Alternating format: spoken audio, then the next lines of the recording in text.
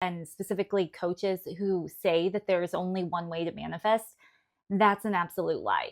Today's topic is a really good one because I am cutting some of the manifestation fluff and downright just lies that I've seen on TikTok recently. And I wanted to cut it away so that you can stop wasting your time with crap that doesn't matter for your manifestations. Before I jump in, go ahead and hit the subscribe button and let me know any questions that you have along the way, and let's get to it.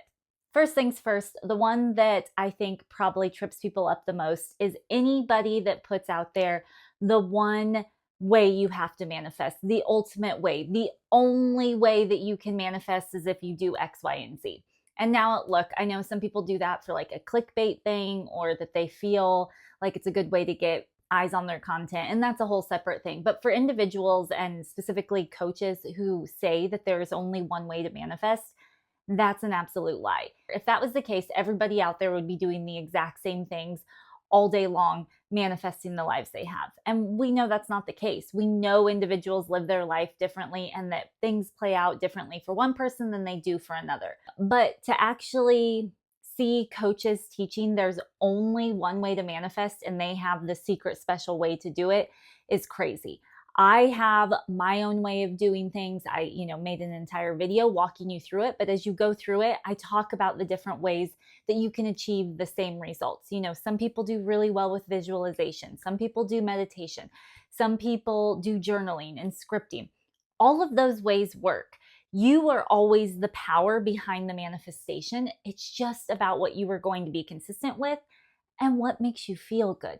Find the technique, the method that makes you feel good, and stick to it. And sometimes that could be one method for 6 months, and then you find something else that sounds exciting that you want to go to. And that's okay too.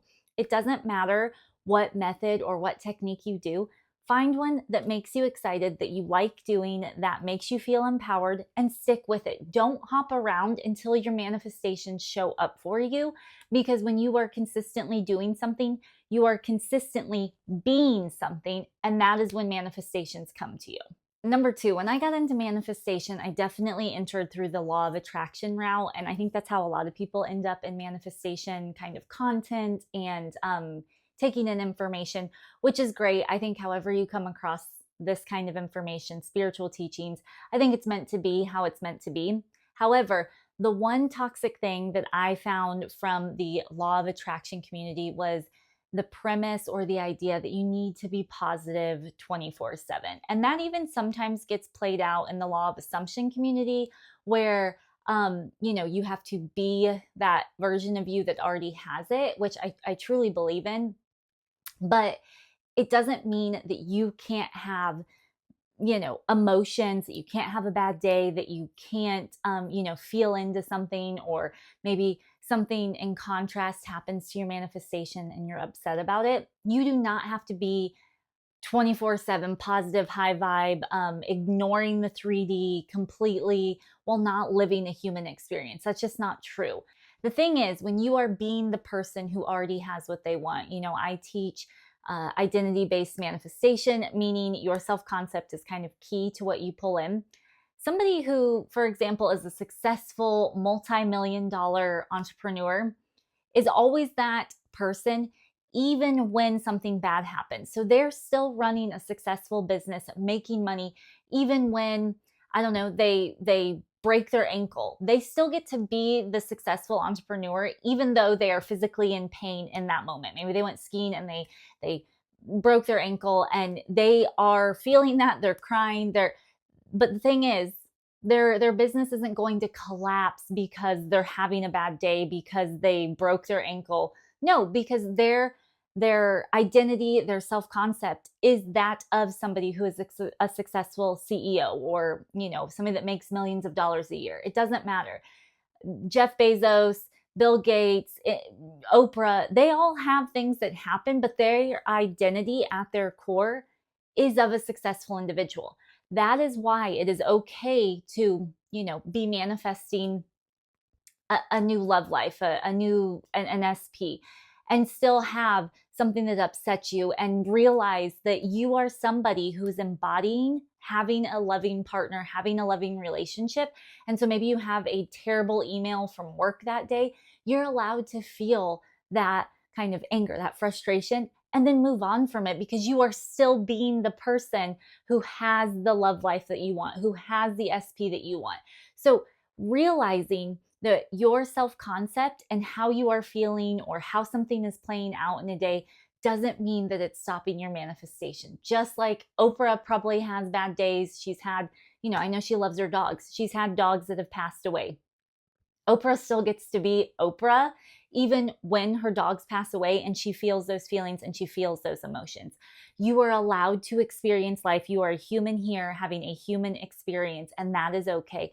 Don't let the high vibe community kind of pressure you into not feeling your feelings, because you will then hold on to that. And that is when it will trickle out and start changing who you are as a person. When you carry that around, those feelings, the unresolved issues forever, it changes who you are. So feel the feelings and then move on. It's okay. And it's okay, if your dog passes away and I've had 2 dogs pass away, and those feelings sit with me for a long time, and I let them come as they come up, and then I let them go. You can feel your feelings. It's okay. You do not have to be positive 24/7. Woo, number 3 is a big one, detaching from your desires. I see this one all the time and it drives me crazy. I have never once detached from any of my manifestations. I specifically know when this kind of clicked into place for me. I was manifesting on a girls trip. I had, my college girlfriends, we were going, and they, all of us, well, most of us are big Bravo fans. And so we were trying to manifest meeting somebody from Southern Charm while we were in Charleston. And it was just kind of like a joke, but also one where I was having to put my manifestation capabilities on the line. Not that my friends would judge me or be mad if something didn't happen or make fun of me, just more so that I had an active audience who I said I was going to manifest us meeting someone. And I remember constantly in my head just being like, we're going to meet somebody from Bravo. We're going to meet somebody from Bravo. I don't have to worry about the how. I don't have to do anything. I don't have to worry about it, but we will meet somebody from Bravo. And it would kind of get, joked about. We had, I think, our first 2 nights there and nothing had happened yet. And I was on it in my head. I didn't let that manifestation go. I just kept affirming, repeating, being in the energy of somebody who can easily manifest what she wants. And I kept going, and little signs started trickling in. I thought I saw somebody from another show on Bravo. And so I was like, okay, we're getting close. Something's circulating. I actually thought it was Carl from Summer House. It wasn't. We had gone to go get permanent jewelry at a place. And when we went to it, Craig and Naomi had filmed kind of a scene for Summer House earlier that day, right outside the jewelry store. I was like, okay, we're in the vicinity, things are happening, and ended up happening. I've talked about it on other, YouTube videos. If you want that story again, let me know. But we ended up manifesting meeting Austin and from Summer House and Austin from Southern Charm and Sierra from Summer House. That was one of the times that they were together in Charleston. And so it happened. I didn't detach anything. I was on it like a dog on a bone, and I didn't care it was happening. You do not have to detach. The thing is, it is not about being desperate about it. I was never like, oh my God, I hope I can do this. I hope this works out. I really hope that I can manifest and my friends can see that. No, it was, I am manifesting this. I am manifesting this. I am manifesting this. And that was all there was to it. I stayed firm in that, and I didn't detach at all. It was constantly running in my head because I had my friends counting on me.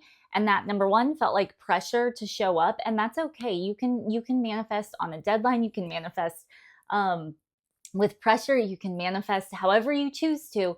But I didn't detach, and you don't have to detach either. It's just the energy of going after that manifestation, of knowing that you're going to get it and just reaffirming that to yourself versus hoping, wishing, wanting, oh man, it would be really nice if this happened, but I don't think it's going to. No. There's none of that.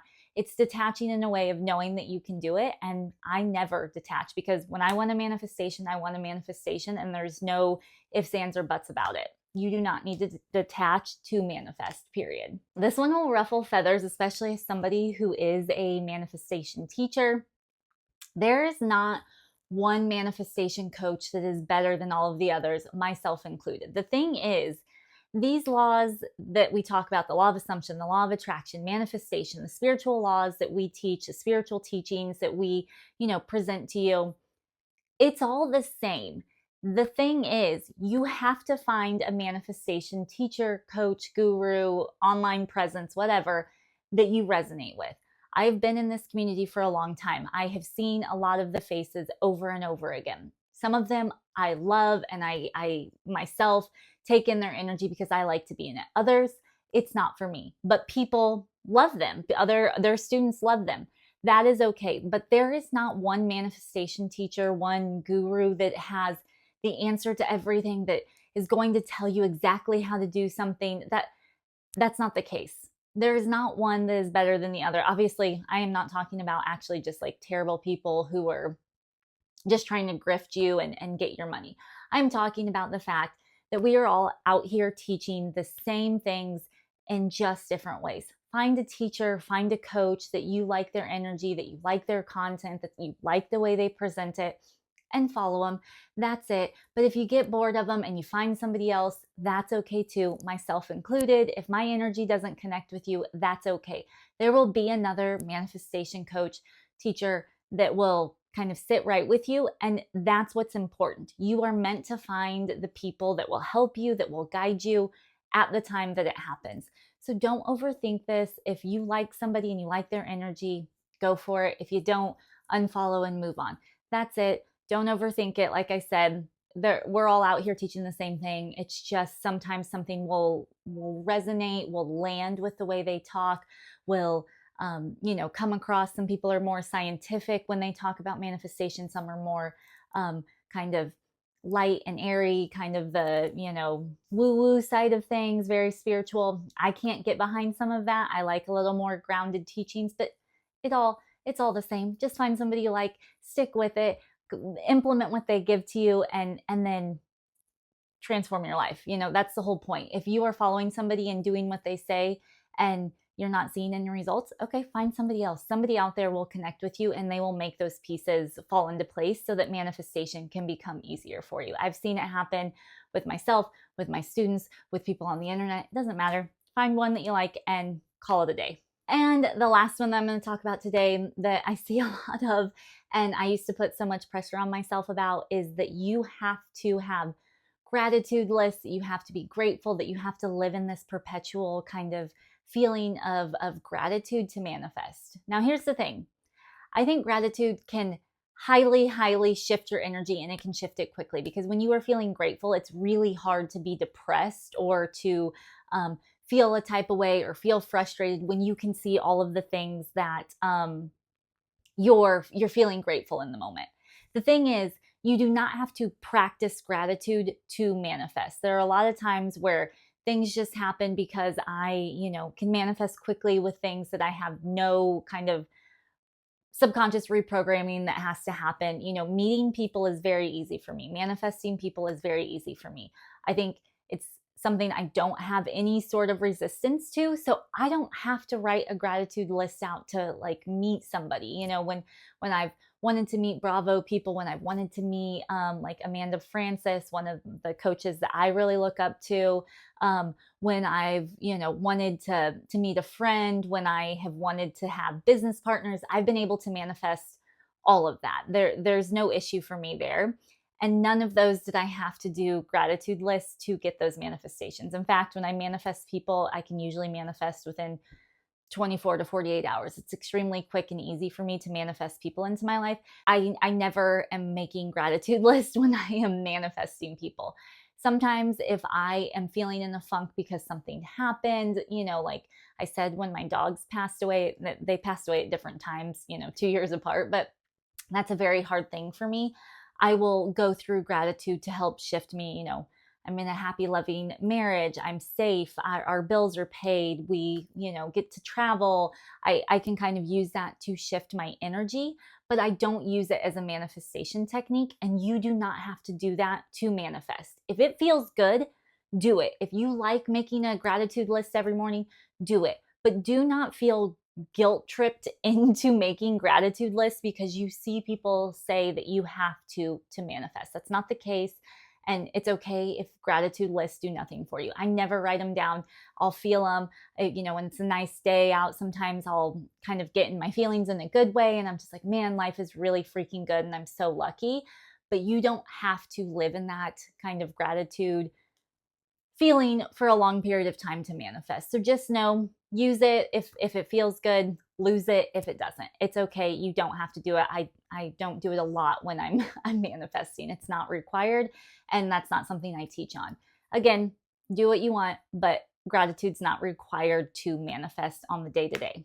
All right, that's all I have for you. I hope that cut out some of the manifestation fluff and myths that you've seen flying around as well. But in the meantime, go ahead and hit the subscribe button. Let me know if you have any questions, and I will see you guys next week. Bye.